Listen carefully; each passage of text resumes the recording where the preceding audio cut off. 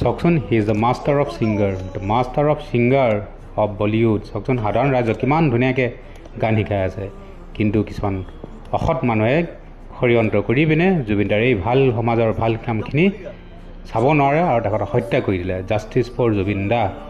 সকলোৱে ৰাইজে আহক, ভিডিঅ'টো লাইক, শ্বেয়াৰ এণ্ড ছাবস্ক্ৰাইব কৰি দিয়ক আৰু জাষ্টিছ ফৰ জুবিন দাৰ কাৰণে আমি একজোট হৈ যাওঁ। জয় জুবিন দা, জয় জুবিন দা।